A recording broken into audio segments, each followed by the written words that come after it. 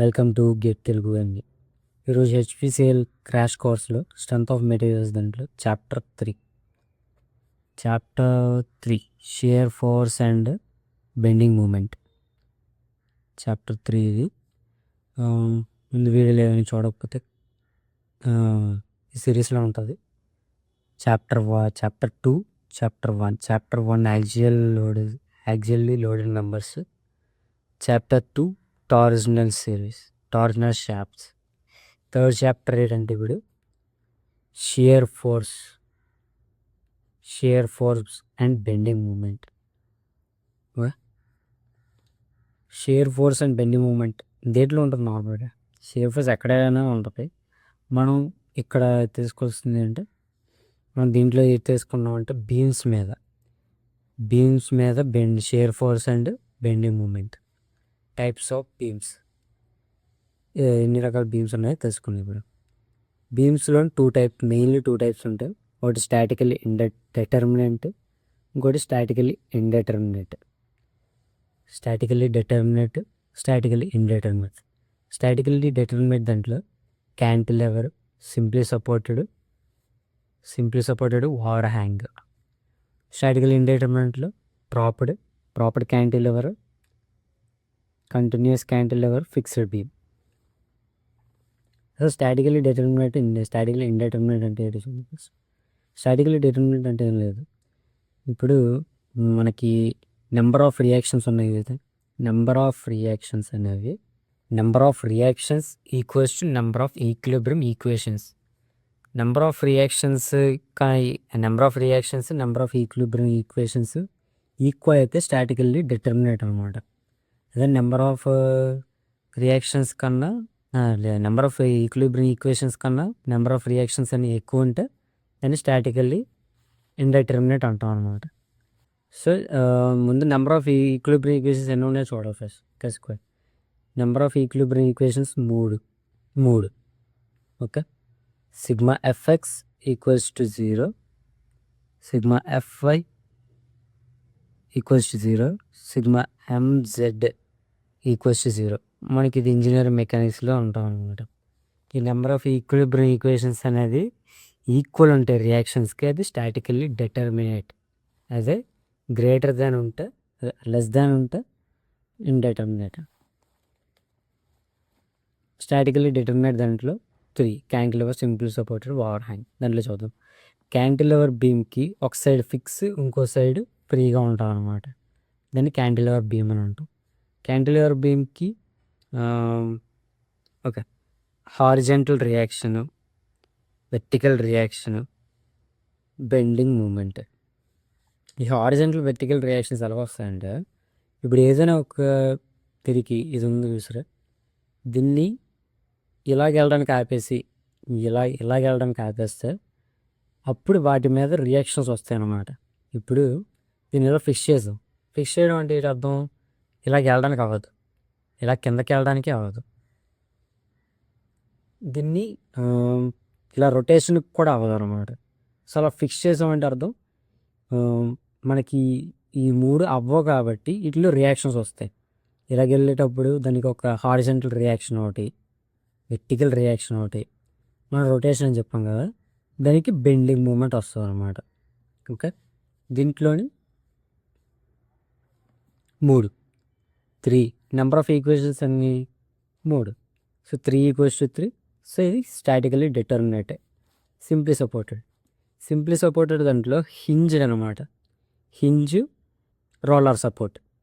Hinged support అంటే only 2 డైరెక్షన్స్లోనే, radial direction అనేది ఉండదు అనమాట. రేడియల్ డైరెక్షన్కి అడ్డు ఉండదు. ఓన్లీ 2 డైరెక్షన్స్లో ఫిక్స్ చేస్తాం అనమాట. దాన్ని హింజ్డ్ అంటాం. అదే రోలింగ్ గేట్ అంటే ఒక డైరెక్షన్ మూవ్ అవుతూ ఉంటుంది. రోలింగ్ అంటే రోలర్స్ ఉన్నాయి కదా, సో రోలర్స్ వల్ల ఒక డైరెక్షన్లో మూవ్ అవ్వడానికి ఛాన్స్ ఉంటుంది. సో దానికి ఒక రియాక్షన్ వస్తుంది. ఈ హింజ్డ్ దానికి 2 రియాక్షన్స్ వస్తాయి. So vertical, horizontal. అండ్ దీనికి vertical direction only, horizontal move అవ్వడానికి ఛాన్స్ ఉంది కాబట్టి. సో దీనికి కూడా 3 = 3. సో ఇది స్టాటికల్లీ డిటర్మినేట్ అనమాట. Over hanging beam. Over hanging బీమ్లో సేమ్ అంతే. ఓవర్ హ్యాంగింగ్ బీమ్ అంటే సింప్లీ సపోర్టెడ్ దానికే కొంచెం ముందుకెళ్తే దాన్ని ఓవర్ హ్యాంగింగ్ బీమ్ అంటారు అనమాట. ఈ రోలర్ సపోర్ట్ కన్నా కొంచెం బీమ్ అనేది ముందుకెళ్తే దాన్ని ఓవర్ హ్యాంగ్డ్ బీమ్ అంటారు. సో దీంట్లో కూడా దాంట్లో 3 ఉందంటే దీంట్లో కూడా 3 ఉంటుంది. Hinged roller support 3 equals to 3. ఇది కూడా స్టాటికల్లీ డిటర్మినేటే. ఇప్పుడు స్టాటికల్లీ ఇండిటర్మినేట్ దాంట్లోని ప్రాపర్డ్ క్యాంటిలివర్ ఉంది. ప్రాపర్డ్ క్యాంటిలివర్ చూడండి. ఇప్పుడు ప్రాపర్డ్ క్యాంటిలివర్ అంటే ఏంటి? ఒక సైడ్ ఫిక్స్డ్, ఇంకో సైడ్ ఫ్రీ. ఈ ప్రాపర్డ్ క్యాంటిలివర్ అంటే మనకి కిందన ఒక రోలర్ సపోర్ట్ ఇచ్చేదాన్ని ప్రాపర్డ్ క్యాంటిలివర్ అంటాం. ఇప్పుడు దాని యొక్క రియాక్షన్ చూసుకుంటా 1 బెండింగ్ మూమెంట్ తోటి, హారిజాంటల్, వెర్టికల్, ఈ రోలర్ సపోర్ట్ దగ్గర ఒకటి, మొత్తం 1 2 3 4 ఈజ్ గ్రేటర్ దాన్ 3. సో అంటే ఇది స్టాటికల్లీ ఇండిటర్మినేట్. కంటిన్యూస్ బీమ్ కూడా సేమ్ అంతే. కంటిన్యూస్ బీమ్ అంటే ఓవర్ హ్యాంగింగ్ బీమ్ కన్నా ఇంకో రోలర్ సపోర్ట్ ఎక్స్ట్రా ఉంటే దాన్ని కంటిన్యూస్ బీమ్ అంటాం. హింజ్ దానికి 2 రియాక్షన్స్, రోలర్ దానికి ఒకటి. సో ఇంకో రోలర్ ఒకటి, ఇంకోటి 1 2 3 4 is greater than 3. Then it is called statically indeterminate. Fixed beam అంటే 2 సైడ్స్ ఫిక్స్ చేసి ఉండేది అనమాట. క్యాంటిలివర్ అంటే 1 సైడే, ఫిక్స్డ్ అంటే 2 సైడ్స్. సో 2 సైడ్స్కి బెండింగ్ మూమెంట్ ఉంటుంది, హారిజాంటల్, వెర్టికల్ రియాక్షన్స్ ఉంటాయి 2 sides. So 1 2 3 4 5 6 is greater than 3. Then it is called statically indeterminate form, statically indeterminate beam. Okay, ఇప్పుడు షియర్ ఫోర్స్ చూద్దాం. ఇప్పుడు దాకా చూసిందంతా టైప్స్ ఆఫ్ బీమ్స్. ఇప్పుడు బీమ్స్ మీద యాక్ట్ అయ్యే force. Okay, shear force it is a transverse internal force. Shear force అనేది ఏంటి? Transverse internal force. గుర్తుంచుకోండి, షియర్ ఫోర్స్ వాడు ఇచ్చేది కాదు, ఇంటర్నల్గా వచ్చే ఫోర్స్ అనేదాన్ని ట్రాన్స్వర్స్ ఇంటర్నల్ ఫోర్స్ అనేది షియర్ ఫోర్స్ అంటాం అనమాట. షియర్ ఫోర్స్ ఇలా యాక్ట్ అయ్యేదండి ట్రాన్స్వర్స్ ఇంటర్నల్ షియర్ ఫోర్స్ అంటే. సైన్ కన్వెన్షన్ మనకి ఎక్కువ కన్ఫ్యూజ్ వచ్చేది ఈ సైన్ కన్వెన్షన్. ఇది అప్వర్డ్ అయితే ఎత్తి తీసుకోవాలి, డౌన్వర్డ్ అయితే ఎత్తి తీసుకోవాలి అని చెప్పేసి. సో సైన్ కన్వెన్షన్ చూద్దాం. లెఫ్ట్ నుంచి రైట్ సైడ్కి వెళ్ళేటప్పుడు చూసుకుని, లెఫ్ట్ సైడ్ నుంచి రైట్ సైడ్కి వచ్చేటప్పుడు అప్వర్డ్ అయితే కింద నుంచి వస్తే అప్వర్డ్కి డైరెక్షన్ షియర్ ఫోర్స్ అనేది వస్తే దాన్ని పాజిటివ్ కింద తీసుకుందాం. అదే నెగిటివ్ అంటే డౌన్వర్డ్ యారో ఉంటే దాన్ని నెగిటివ్ తీసుకుందాం. ఓకే, చూడండి, ఈ బీమ్ ఉందా, కింద నుంచి రియాక్షన్ ఆర్సీ 8 kN, 10 6 12. ఆర్సీ అనేది పాజిటివ్, 8 అనేది నెగిటివ్, మళ్ళీ 10 అనేది నెగిటివ్, 6 అనేది నెగిటివ్, మళ్ళీ 12 అనేది పాజిటివ్. ఇప్పుడు ఇంకోటి కూడా ఉంది, ఇది రైట్ సైడ్ నుంచి వస్తాయి. రైట్ సైడ్ నుంచి వచ్చేటప్పుడు అప్వర్డ్ ఉంటే నెగిటివ్ అనమాట.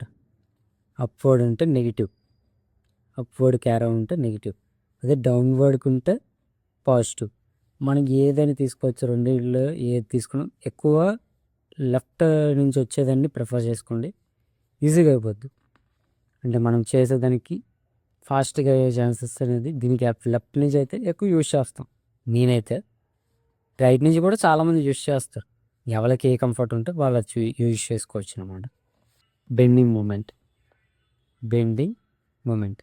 షియర్ ఫోర్స్ చూసి ఇప్పుడు bending moment is the internal moment at a section.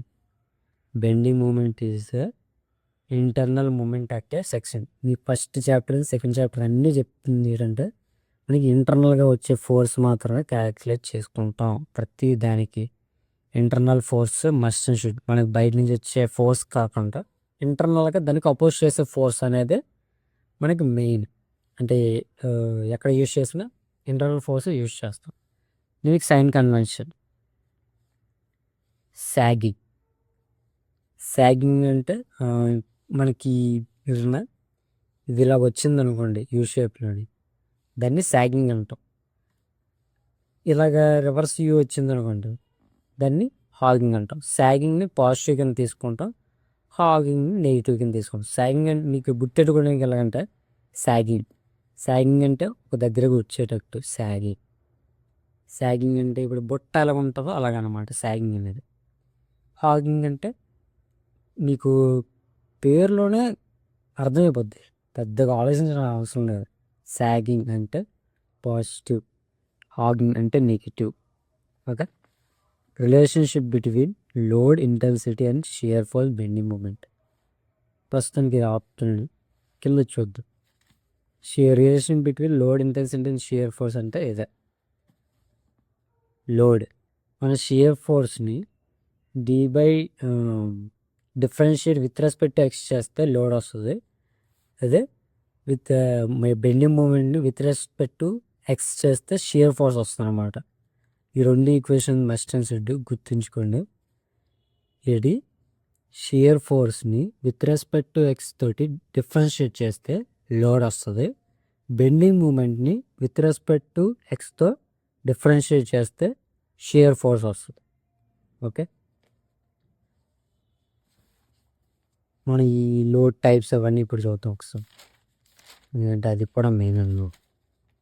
ఒక్కటి బాగా గమనించండి, ప్రతి దాంట్లో యూజ్ అవుతుంది ఇది. ఓకే. షియర్ ఫోర్స్ అంటే క్యాంటిలివర్ బీమ్కి పాయింట్ లోడ్ యాక్ట్ అయినప్పుడు దాని షియర్ ఫోర్స్ డయాగ్రామ్ అనేది కాన్స్టెంట్గా ఉంటుంది, అంటే రెక్టాంగిల్ షేప్లోని.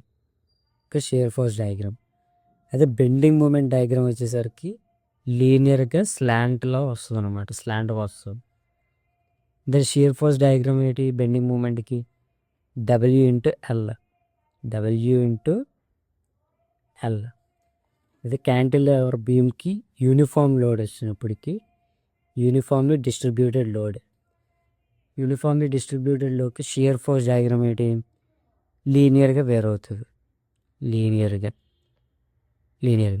దాన్ని ఎలాగా యూస్ అంటే దాన్ని క్యాలిక్యులేట్ ఎలా చేస్తాం? W/L.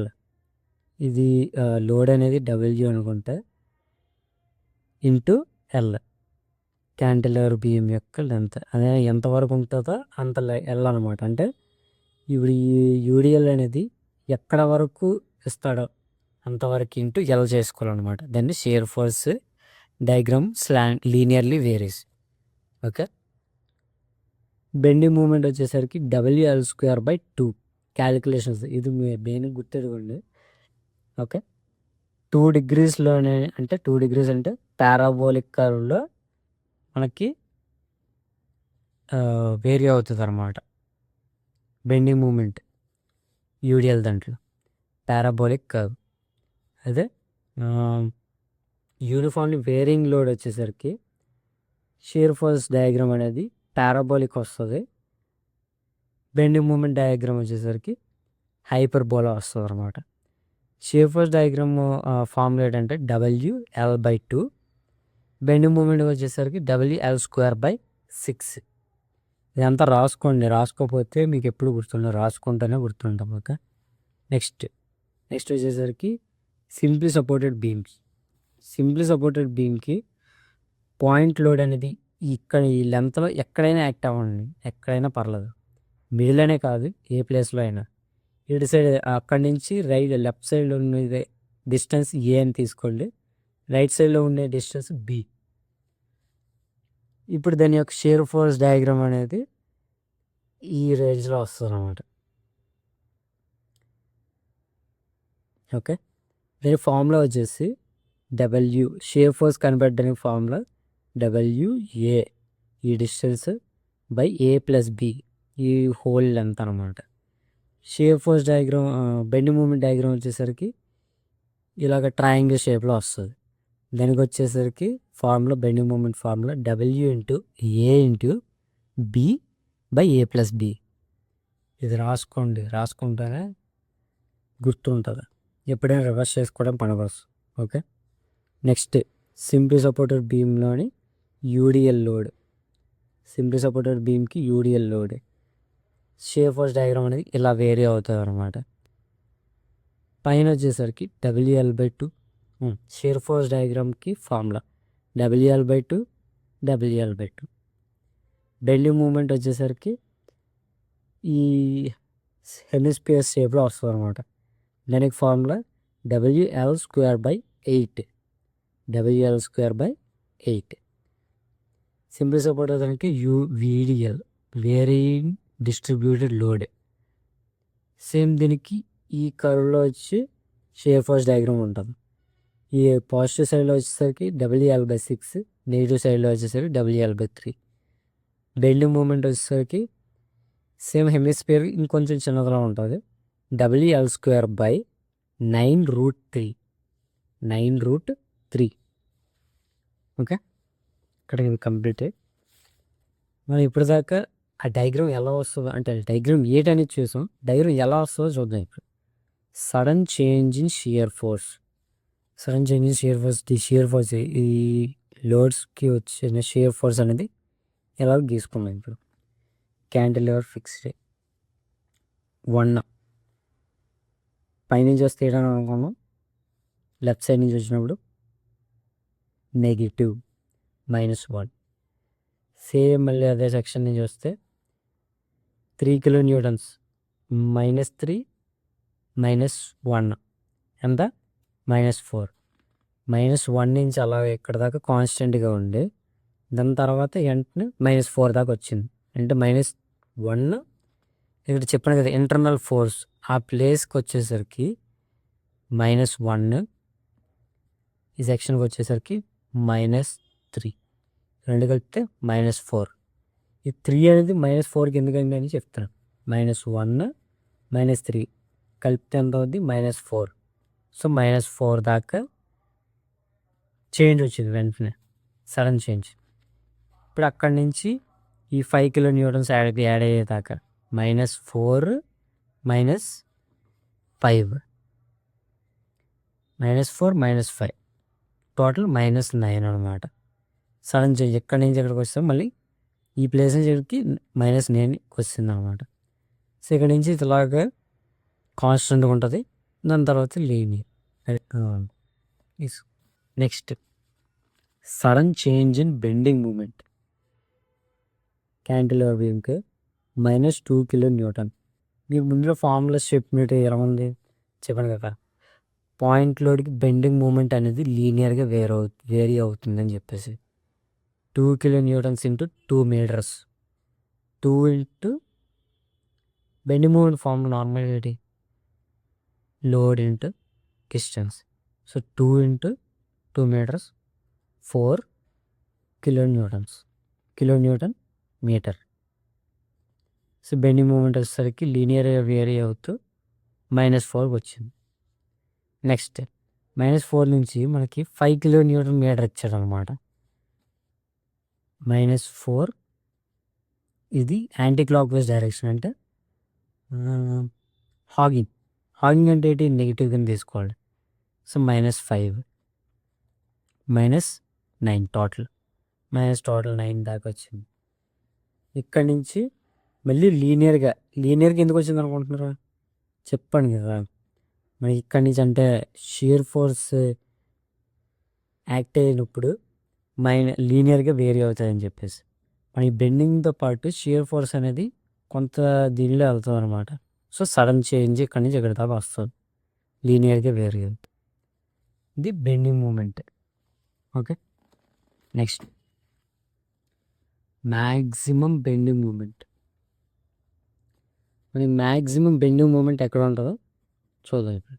Maximum bending moment is maximum at a section if the sign of shear force changes at the section. Sign of shear force changes at the section or there is a couple at the section. మనకి shear force డయాగ్రామ్లోని చూసుకుంటే ఏ ప్లేస్లో positive నుంచి నెగిటివ్కి change అవద్దు ఆ ప్లేస్లోనే maximum bending moment ఉంటుంది. సింపుల్గా చెప్తాను, అర్థం చేసుకోండి.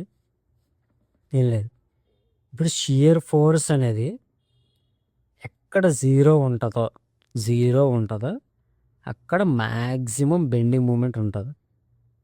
మ్యాక్సిమం బెండింగ్ మూమెంట్ అనమాట. చూసుకోండి, ఈ పాయింట్ సెక్షన్ పాజిటివ్ నుంచి నెగిటివ్ చేంజ్ అవుతుందంటే 0 నుంచి చేంజ్ అవుతుంది అనమాట.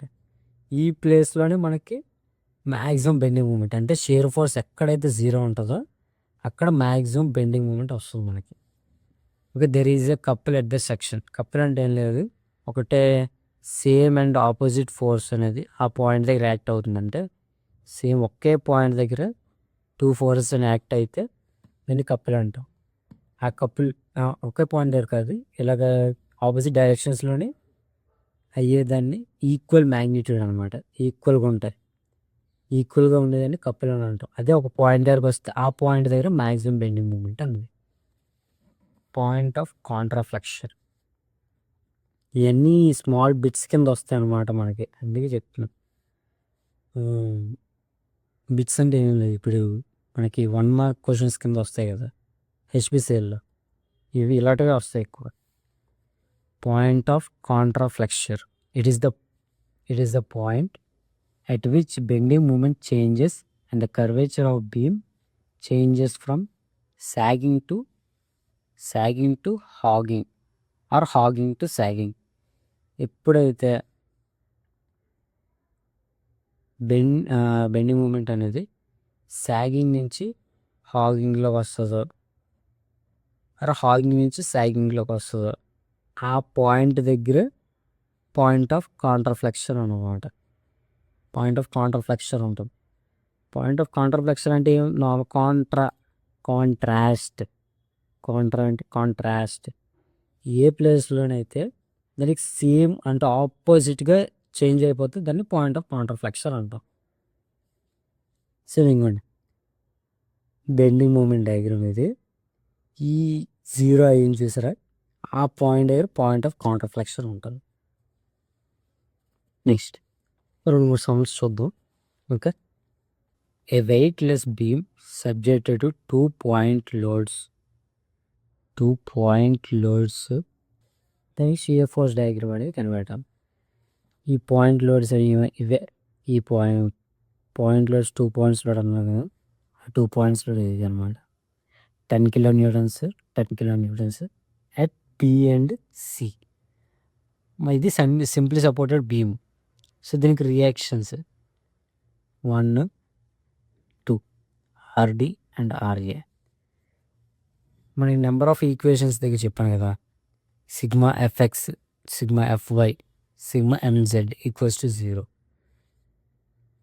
మనం ఈ షియర్ ఫోర్స్ డయాగ్రామ్ తీసుకోవడానికి ఈ రియాక్షన్స్ కూడా కనిపెట్టాలన్నమాట. ఆ రియాక్షన్స్ కనిపెట్టడానికి ఫస్ట్ మనం sigma at D equals to 0 తీసుకున్నాం, అంటే sigma M bending moment at D equals to 0. అప్పుడు ఫస్ట్ మనం కింద నుంచి తీసుకుంటాం రెండింటికి ఫోర్సెస్ అనేది ఆర్ఏ ఇంటూ చెప్పండి డిస్టెన్స్, డి దాకా వచ్చే డిస్టెన్స్ అనమాట.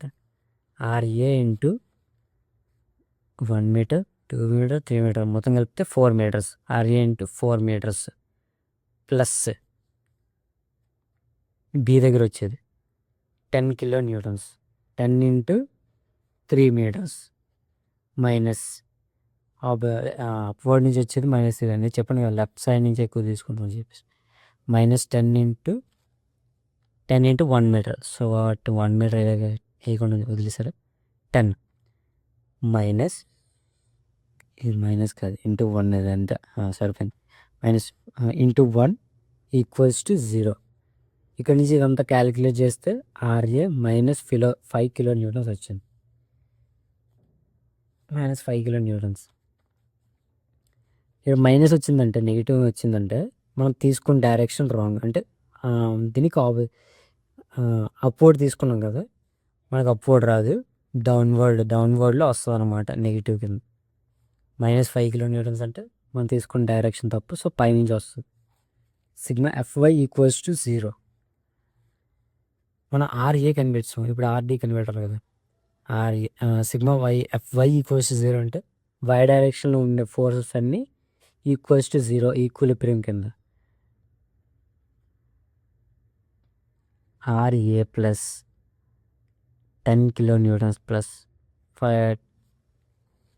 Minus 10 kilonewtons plus RD equals to 0. RA ఎంత వచ్చింది, minus 5 kilonewtons. Minus 5, 10, 10 cancel, 10 kilo newton 10 kilo newton cancel. -5 అటు సైడ్ వెళ్తే +5 అవుద్ది. సో ఈ డైరెక్షన్ తీసుకుంది కరెక్టే, ఈ డైరెక్షన్ రాంగ్, మరి అందుకే పైకి వచ్చింది. ఇప్పుడు షియర్ ఫోర్స్ డయాగ్రామ్ చూసుకుందాం. RA ఎంత 5 కిలో న్యూటన్స్ మైనస్ పైనుంచి కిందకు వచ్చింది. అక్కడి నుంచి కాన్స్టెంట్ 5 కిలో న్యూటన్స్ దాకా కాన్స్టెంట్ వచ్చి మళ్ళీ పాయింట్ B దగ్గర 10 కిలో న్యూటన్స్. 10 కిలో న్యూటన్స్ ఉంటే మనం 5 దాకా ఏమి తీసుకోమంటే చెప్తాను చూడండి. ఇంటర్నల్ ఫోర్స్ అన్నాం కదా, ఈ సెక్షన్ దగ్గర మనకి ఇంటర్నల్ ఫోర్స్ అనేది ఎంత వచ్చింది? -5 + 10, -5 + 10, -5 + 10 ఎంత అవుద్ది? +5 అవుద్ది. సో 5 దాకా తీసుకొచ్చాయి. ఈ -5 నుంచి 5 దాకా 5 కిలో న్యూటన్స్ పాజిటివ్ సైడ్లోకి వచ్చింది. ఇక్కడ నుంచి ఇలాగ పాయింట్ C దాకా చేంజ్ అవ్వకుండా లీనియర్గా ఉంటుంది. పాయింట్ C దగ్గర మళ్ళీ వెనక్కి ఎంత ఇచ్చారు? 10 కిలో న్యూటన్స్ ఇచ్చారు, అది కూడా నెగిటివ్ సైడ్. సో మళ్ళీ అక్కడి నుంచి -5కి వస్తుంది. ఇప్పుడు కూడా చివరి ఇక్కడ దాకా వచ్చింది -5 కదా, +5 +5 -10 -10 ఎంత అవుద్ది? -5 అవుద్ది. సో -5 దాకా మళ్ళీ -5కి వస్తుంది. ఇక్కడ నుంచి మళ్ళీ పాయింట్ D దాకా కాన్స్టెంట్గా ఉంటుంది. పాయింట్ D దగ్గర ఎంత ఇచ్చారు మనకి? 5 కిలో న్యూటన్స్. 5 కిలో న్యూటన్స్ వచ్చేసరికి 0, మొత్తానికి 0 అయిపోతుంది అనమాట. అది ఇలా షియర్ ఫోర్స్ డయాగ్రామ్ అనేది గీసుకోవాలి. నెక్స్ట్ కాన్సెప్ట్ చూద్దాం. ఇది ఎక్కువ సమ్స్లో ఇస్తాడనమాట, గేట్లు 2 times వచ్చింది. ఈ కాన్సెప్ట్ చెప్తుంది. ఈ పాయింట్ ఉంది, cantilever beam with proper roller support at and free and. ఈ హింజ్ ఉంది చూసారా, ఈ హింజ్ దగ్గర మనకి ఇది ఇలా కూడా రొటేట్ అవ్వచ్చు, ఇది కూడా ఇలా పైకి కిందకి వెళ్ళచ్చు. ఇది ఇంటర్నల్ హింజ్ అని అంటారు అనమాట. ఈ ఇంటర్నల్ హింజ్ దగ్గర బెండింగ్ మూమెంట్ అనేది 0 ఉంటుంది. ఇంటర్నల్ హింజ్ దగ్గర బెండింగ్ మూమెంట్ 0 ఉంటుంది. మనకి ఏంటి అడుగుతున్నాడు ఈ క్వశ్చన్? ఏంటంటే బెండింగ్ మూమెంట్ ఎట్ ఓ దగ్గర బెండింగ్ మూమెంట్ ఎంత అని అడుగుతున్నాడు. చెప్పాను కదా, ఇంటర్నల్ హింజ్ దగ్గర bending moment at internal hinge is 0. Bending moment at O దగ్గర ఎంత అని అడుగుతున్నాను. So bending moment at P = 0 కింద తీసుకుంటే RQ రోలర్ సపోర్ట్ దగ్గర రియాక్షన్ ఒకటి వస్తుంది. RQ × 1 -10 × 0.5 meters ఇది హాఫ్లో వస్తుంది అనమాట. 0.5 meters = 0. అప్పుడు RQ అనేది 5 కిలో న్యూటన్స్ వచ్చింది. సో ఇప్పుడు బెండింగ్ మూమెంట్ ఎట్ O తీసుకుందాం. RQ × 3 -10 × 2.5. సో క్యాలిక్యులేట్ చేస్తే RQ ఎంత వచ్చింది మనకి? 5 × 3 -10 × 2.5 10 క్యాన్సిల్ చేసుకొని 25, 5 = 15 -25 -10 వస్తుంది. బెండింగ్ మూమెంట్ ఎట్ O ఎంత? -10 కిలో న్యూటన్స్. అదొక కాన్సెప్ట్. ఇంకో కాన్సెప్ట్ చూద్దాం. ఇంకో కాన్సెప్ట్ ఏంటంటే ఇప్పుడు మనకి ఇక్కడ ఈ క్యాంటిలివర్ బీమ్కి చిన్న బీమ్ అనేది అతికించాడు ఇంత ప్లేస్లో. సో ఆ బీమ్ దగ్గర 10 కిలో న్యూటన్స్ ఇచ్చాడు. వెర్టికల్కి 10 kilo Newton's, horizontal 10 kilo Newton's. మన బెండింగ్ మూమెంట్ ఎట్ P అడిగాడు అనమాట. బెండింగ్ మూమెంట్ ఎట్ P ఎంత అని అడిగాడు. మనకి ఇక్కడ ఇస్తే ఎక్కడలా క్యాలిక్యులేట్ చేస్తాం? సో దానికే ఎలా చేసుకోవాలంటే ఈ 10 కిలో న్యూటన్స్ అనేదాన్ని ఇక్కడ షిఫ్ట్ చేద్దాం. ఈ 10 కిలో న్యూటన్స్ అనేదాన్ని ఇక్కడ షిఫ్ట్ చేస్తే -10 కిలో న్యూటన్స్ × 0.5. ఇది ఇక్కడ షిఫ్ట్ చేసేటప్పుడు ఈ 10 కిలో న్యూటన్స్తో పాటు బెండింగ్ మూమెంట్ కూడా వస్తుంది. ఆ బెండింగ్ మూమెంట్ ఎంత? 10 కిలో న్యూటన్స్ × 0.5 meters అనమాట. ఓకే, 0.5 మీటర్స్ అనేది చేసుకోవాలి. So 10 kilo Newton's into 0.5 same ఈ డయాగ్రామ్ ఇలా వస్తుంది అనమాట. మనకి ఈ ప్లేస్లోని ఈ ఇలా సి షేప్ ఇచ్చిన సేమ్ అలాగే చేసుకోవాలి. సేమ్ సి షేప్ ఈ ప్లేస్ ఇచ్చాడు అనుకోండి, ఇక్కడ నుంచి డిస్టెన్స్ ఎంత ఉందో చూసి అక్కడ షిఫ్ట్ చేసేటప్పుడు బెండింగ్ మూమెంట్ యాడ్ చేసుకోవాలి. Shear force part, shear force ఉన్నది, దాని తర్వాత బెండింగ్ మూమెంట్ కూడా యాక్ట్ అవుతుంది. ఇది clock wise anti clock wise ఎలా తెలుస్తుంది అంటే ఈ షియర్ ఫోర్స్ ద్వారా. ఈ షియర్ ఫోర్స్ మనకి ఇలా యాక్ట్ అవుతుందంటే క్లాక్ వైజ్ డైరెక్షన్లో. సో అందుకే ఇది క్లాక్ వైజ్ డైరెక్షన్లోకి వచ్చింది. ఓకే, దీంతో చాప్టర్ 3 అనేది కంప్లీట్ అయిపోయింది. Chapter 3 is completed. మళ్ళీ చెప్తున్నాను, సబ్జెక్ట్ పూర్తి చేస్తే సరిపోదు, సమ్స్ కూడా చేయాలి. సమ్స్ చేస్తేనే మనం హెచ్పిసిఎల్ అనేది క్రాక్ చేయగలం. ఓకే, సమ్స్ హెచ్పిసిఎల్ అనేది సబ్జెక్ట్ ప్లస్ సమ్స్ చేస్తేనే క్రాక్ చేయగలం, లేకపోతే లేదు. సో సమ్స్కి మార్గదర్శన్ అని గూగుల్ చేస్తే, మార్గదర్శన్ ప్రప్ అని గూగుల్ చేస్తే మీకు తెలుస్తుంది. దాంట్లో ఉంటే సమ్స్ ఎంసీక్యూ టెస్ట్స్ అనమాట. ఎంసీక్యూ టెస్ట్ ద్వారా మనం ఈ చాప్టర్కి తగ్గ సమ్స్ ఉంటాయి. దీని ముందు చాప్టర్స్ లింక్స్ అనేది డిస్క్రిప్షన్లో పెడతాను, చూసి తెలుసుకోండి. Okay, thank you. ఈ వీడియోని లైక్ చేయకపోయినా పర్లేదు, షేర్ మాత్రం చేయండి. ఓకే, హెచ్పిసిఐ ప్రిపేర్ అవుతున్న వాళ్ళకి ఉపయోగపడుతుంది అనమాట. Thank you.